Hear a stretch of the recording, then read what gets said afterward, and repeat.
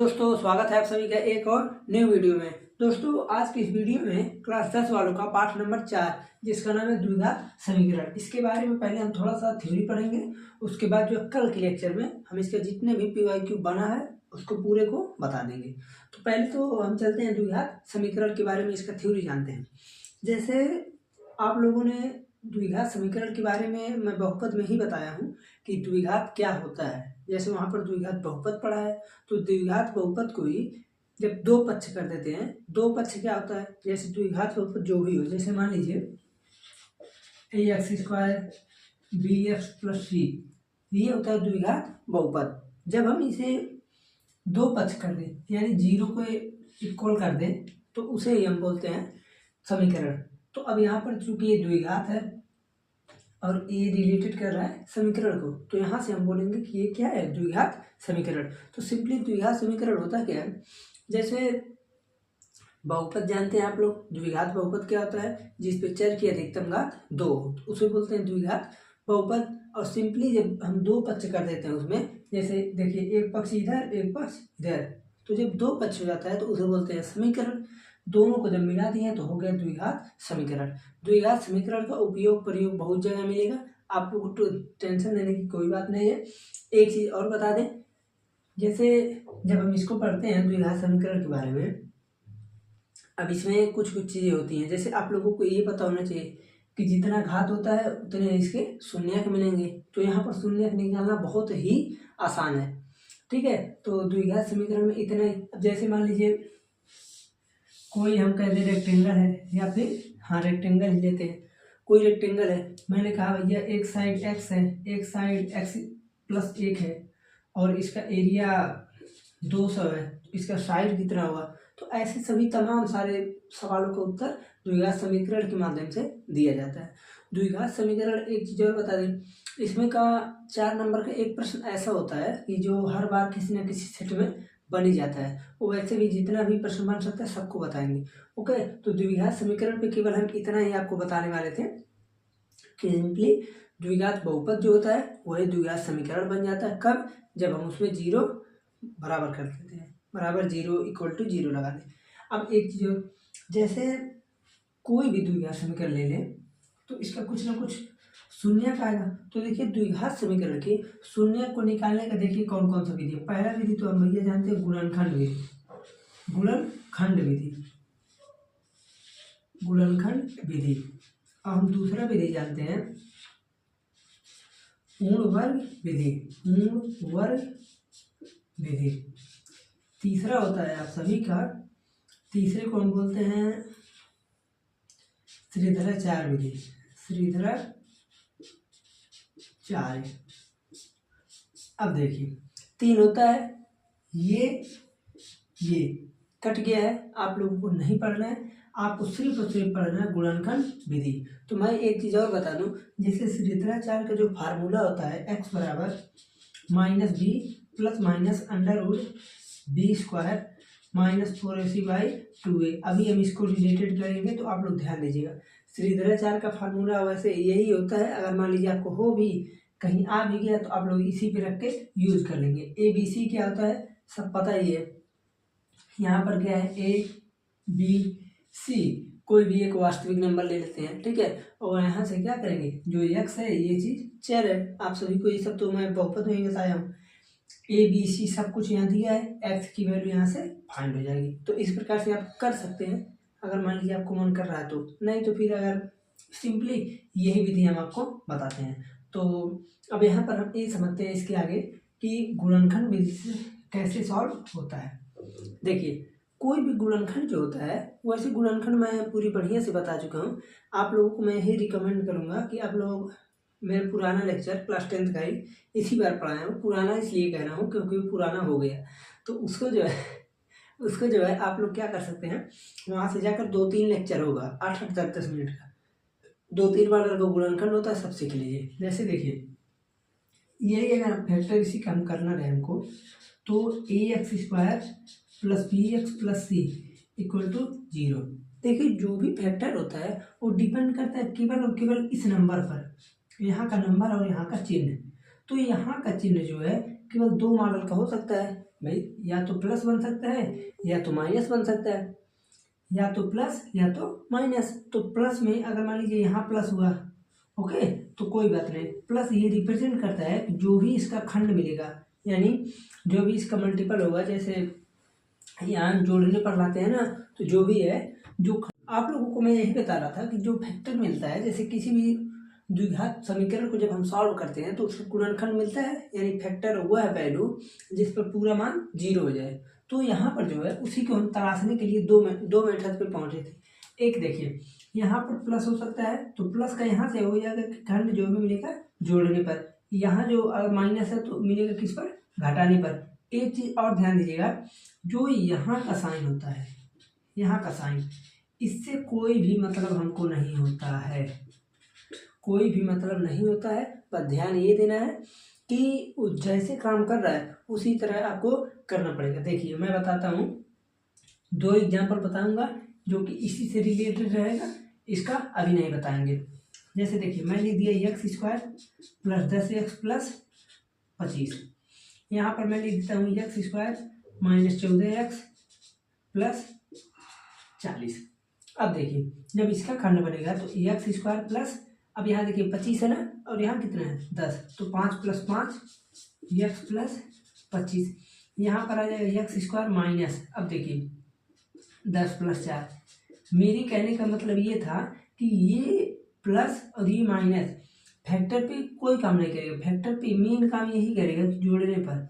अब जो प्रोसेस इसका है उसको समझना है। जैसे देखिए यहाँ प्लस है तो प्लस 5x होगा, यहाँ माइनस है तो माइनस 10x माइनस 4x, बस इस माइनस का मल्टीप्लाई यहाँ भी होता है यहाँ भी।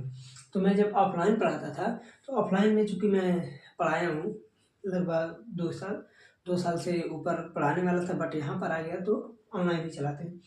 तो यहाँ पर जो है इसमें बच्चों को अधिकतर कन्फ्यूजन होता था कि जब इस पर कोई डिपेंड नहीं है तो क्यों चिन्ह बदल जा रहा है। भाई जो इसका प्रोसेस है वो तो होगा ही ना। जैसे मान लीजिए कोई ब्रैकेट है,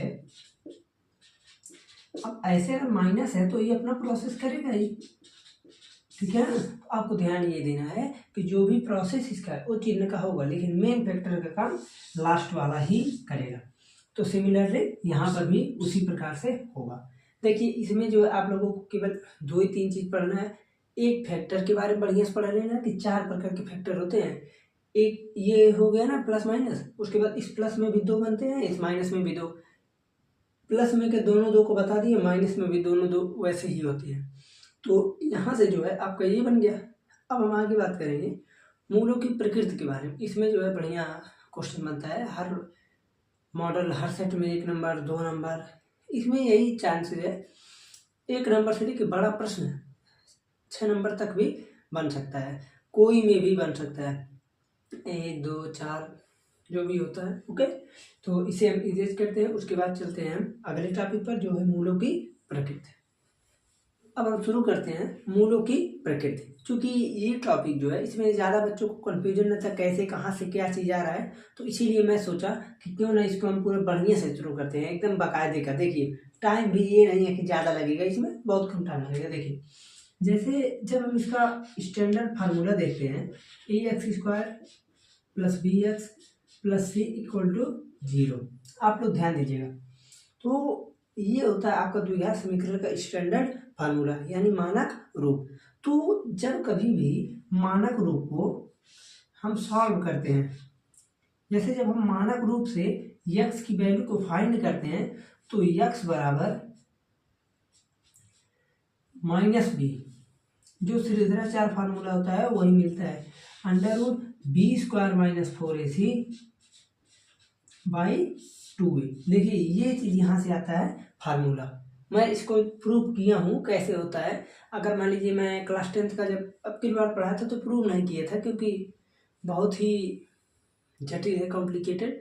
मैं बता सकता हूँ, ऐसा बात नहीं है, क्योंकि हमको पूर्ण वर्ग भी आता है ना। तो जब मैं पढ़ रहा था तो पूर्ण वर्ग था, तो पूर्ण वर्ग से जो है ये होता है। और तो फैक्टर से तो अब इसका मैं कहूँ आपको गुणनखंड करो तो सोच ही नहीं पाएंगे वहाँ तक, लेकिन आप अभी पूर्ण वर्ग लगा दे तुरंत आ जाएगा। ओके, तो यहाँ से जो है इसको जब हम निकालते हैं तो ये होता है श्रीधराचार्य फार्मूला, श्रीधराचार्य। तो अब ये बताइए जब हम त्रिज्याचार फार्मूले को देखते हैं तो मेरा कंडीशन कुछ यहीं पर जाकर रुकने का संभावना है कि ये मेन चीज़ है, मेन चीज़ है ना, मेन चीज़ है। तो इसी को हम लेकर बोल देते हैं D equal to b² - 4ac।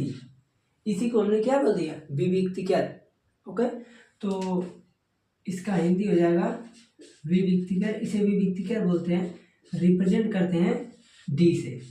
Okay, तो इसे हम डी से रिप्रेजेंट करते हैं। अब एक चीज़ और समझिए, अब डी की जो है जब हम इसको सॉल्व करेंगे यानी ए बी सी का पूरे का वैल्यू रखेंगे तो 3 चांसेस बनेगा। पहला हो सकता है कि डी जो है वो 0 से बड़ी आ जाए, हो सकता है, बिल्कुल हो सकता है। दूसरा हो सकता है कि डी जो है 0 के बराबर हो जाए, ठीक है। हो सकता है कि डी जो है 0 से छोटी हो जाए, फिर माइनस में भी तो हो सकता है, यहाँ पर पॉजिटिव हो सकता है, जैसे +5, 0 हो सकता है, -3, -2, इस प्रकार हो सकता है।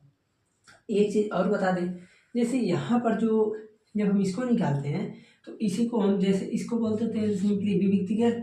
तो कभी अगर 1 नंबर में पूछा विविक्तिकर ज्ञात कीजिए, उसी फार्मूला पुट किए, रख के निकाल के हो गया काम। अगर मान लीजिए कभी आपसे पूछा मूलों की प्रकृति बताइए, तो जब मूलों की प्रकृति पूछेगा तो प्रकृति के लिए हमको विविक्तिकर निकालना ही पड़ेगा, क्योंकि अब जैसे पूछ रही है प्रकृति बताइए, तो प्रकृति हम देखकर बता ही नहीं सकते हैं। तो प्रकृति बताने के लिए हम क्या करते हैं, विविक्तिकर निकालते हैं। अब प्रकृति में अब जैसे कुछ लोगों को होगा प्रकृति होता क्या है, भाई किसी के बारे में जानना है तो किसी से पूछना ही पड़ेगा, या तो उसी से हम बात कर लें या तो पूछ लें किसी से। तो हमको सिंपली मूलों की प्रकृति जानने के लिए विविक्तिकर से पूछना पड़ता है। यही तो मतलब हुआ, अगर देखा जाए कॉमन लाइफ में तो कुछ इसी प्रकार से हुआ कि हमको मूलों की प्रकृति को जानने के लिए हम सिंपली विविक्तिकर से पूछते हैं। तो विविक्तिकर भैया अगर कहें कि हम नहीं 0 से बड़े हैं, तो ये बताइए जब 0 से बड़ा है और 0 से बड़ा अगर कभी रूट में आ जाता है तो क्या होता है, आप कहेंगे रूट में आ गया तो भाई वास्तविक संख्या तो होगा ही होगा। तो इसका भी यही होता है, वास्तविक और धनात्मक। अब धनात्मक क्यों है, धनात्मक तो है ही है, और वास्तविक क्यों है, क्योंकि धनात्मक संख्याएं क्या होती हैं, वास्तविक। अब ये मत समझिएगा ऐसे नहीं, जैसे यहाँ पर जब हम इसमें देखें, इसमें वैल्यू को पुट करें तो वास्तविक था, और जब इसका आप मूल निकालेंगे, शून्य निकालेंगे तो धनात्मक मिलेंगे। ओके, यहाँ से अब देखिए जब डी कभी अगर 0 हो जाता है तो यहाँ से मिलेगा दोनों मूल समान होंगे, दोनों मूल समान होंगे, दोनों मूल समान होंगे। देखिए अगर कभी डी जो है 0 से छोटी यानी माइनस में हो जाए, -5, -6, तो रूट के अंदर बाबू अगर कभी माइनस में हो गया तो इसका क्या मतलब होता है, आप कहेंगे रूट के अंदर माइनस, तो इसका तो संख्या होगा नहीं, एक काल्पनिक संख्या हो जाएगा। काल्पनिक और ऋणात्मक, काल्पनिक और ऋणात्मक। मैं जो लिखवा रहा हूँ आप लोग बोर्ड एग्जाम चाहे जहाँ लिखिए एकदम सब सही है, ठीक है ना। ये मत समझिएगा कि हमको कुछ दूसरा लिखना है, जैसे लिख रहे हैं आप लोग वैसे लिख सकते हैं। अब देखिए अगर कभी 5 नंबर में क्वेश्चन बना तो इसमें कैसे क्वेश्चन बनता है, सिंपली कह देगा कि दिए हुए समीकरण का विविक्तिकर, मूलों की प्रकृति, उसके बाद मूलों का योगफल, मूलों का गुणनफल, शून्य बताइए। तो आप सभी को बताने की तो आवश्यकता नहीं होगी। मूलों का योगफल अल्फा प्लस बीटा, देखिए योगफल भूल गए ना, मूलों का योगफल alpha plus beta equal to -b/a, मूलों का गुणनफल अल्फा इंटू बीटा बराबर c/a। ओके, ये होता है, आप लोग इसे जान लीजिएगा। जब इतना हम समझ लिए यहाँ पर, तो अब जो है इस चैप्टर में ज़्यादा कुछ भी नहीं बचा है, सब कुछ समझ लीजिए खत्म हो गया।